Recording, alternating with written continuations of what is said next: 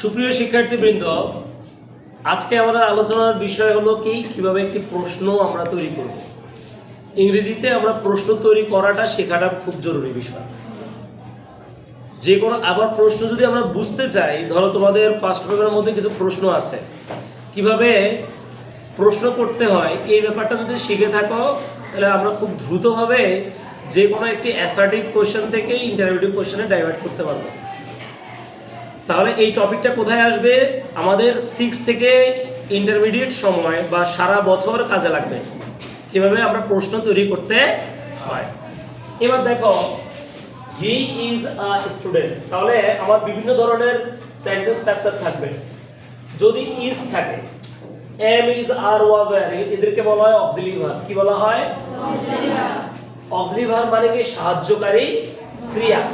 সাহায্যকারী ক্রিয়া। is not, was not, can not। একবার is আছে, আবার is not আছে, দেখতে পাচ্ছি তো?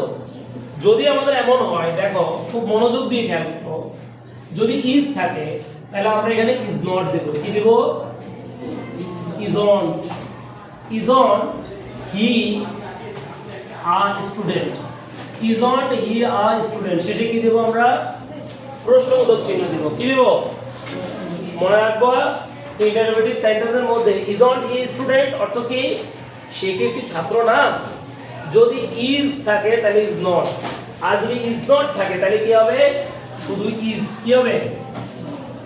is he a student? এটা ধরতে পারছো? যদি is থাকে তাহলে কি আসবে? is not। আর যদি is not থাকে, not থাকলে আর not এখানে আসবে?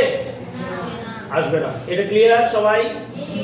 এবার দেখো, হি ওয়াজ পুয়ার, আবার বলো হি ওয়াজ পুয়ার, তাহলে কি হবে বলো তো? ওয়াজন্ট কি হবে? ওয়াজন্ট হি পুয়ার, কি হবে? ওয়াজন্ট হি পুয়ার, সে কি দরিদ্র ছিল না? এবার বলো, ওয়াজ নট আছে, তাহলে কি আসবে বলো? শুধু ওয়াজ আসবে। সবাই ধরতে পারছো তো? was he কি হবে? poor, was he poor। এবার দেখো, যদি he can do it তাহলে কি হবে? can হবে না cannot হবে? cannot। আচ্ছা, cannot কে আমরা চাইলে cannot লিখতে পারি এভাবে, আবার চাইলে can't সংক্ষিপ্ত ফর্মটা লিখতে পারি, can't। কি বলবো? can't he do it, কি হবে? can't he do it। এরপরে যা আছে সব বসাই দেব। বলো, এখানে হি ক্যান নট আছে, তাহলে এখানে কি হবে? ক্যান নট আসবে নাকি শুধু ক্যান আসবে? তাহলে can he do it. Can এর উচ্চারণটা হবে ক্যান। কি হবে? Can. He has a cow, কি আছে? তাহলে কি হবে? হি হ্যাজ এ কাউ থাকলে কি হবে? হ্যাজ শুধু হবে নাকি হ্যাজ নট হবে? has not। তাহলে আমরা এখানে লিখব হ্যাজ অন। কি বলবো? Has on he a cow, তার কাছে কি গরু ছিল না? আর হি হ্যাজ নট আছে, তাহলে কি হবে এখানে? কে বলতে পারে? হ্যাজ নট আছে, তাহলে এখানে নট আসবে না। তাহলে কি হবে? হ্যাজ হি এ কাউ, তার কি একটি গরু আছে? হি প্লেজ ফুটবল, এটা খুব ট্রিকি একটা প্রশ্ন, কে পারবা? বলো, কে পারবা? হি প্লেজ ফুটবল, কি হবে? এখানে কি হবে?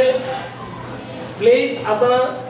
যদি কোনো বাক্যের মধ্যে am is are was were can could বা হ্যাভ হ্যাজ হ্যাড না থাকে, অক্সিলিয়ারি ভার্ব না থাকে, তখন তোমাকে কি দিতে হবে বলতে পারবা? তোমাকে দিতে হবে, বলো কি দিতে হবে? ডু ডিড ডাজ আসে, কে আসে? তাহলে কি হবে বলো তো? এখানে যেহেতু এস আছে তার মানে আমাকে কি দিতে হবে? তাহলে ডাজ কি আসবে? ডাজন্ট। কি হবে? ডাজন্ট হি প্লে, এক নম্বর ফর্ম দিতে হবে, কারণ ডু ডিড ডাজ এর পরে কত নম্বর ফর্ম বসে? প্রেজেন্ট ফর্ম বা এক নম্বর ফর্ম বসে। ডাজন্ট হি প্লে ফুটবল, এটা সবাই বুঝছো? প্রশ্নবোধক চিহ্ন। এখানে প্লে আছে, এখানে কিন্তু এস বাই এস আছে, তাহলে কে আসবে? কে বলতে পারবা? শুধু ডু আসবে। কে আসবে? শুধু ডু। তাহলে কি হবে? ডোন্ট। তাহলে ডোন্ট আই প্লে ফুটবল। সবাই এটা বুঝতে পারছেন? তাহলে আমরা দেখতে পাচ্ছি এখানে কি হলো বলেন তো, প্লেস থাকলে কে আসলো, ডাজ নট আসলো।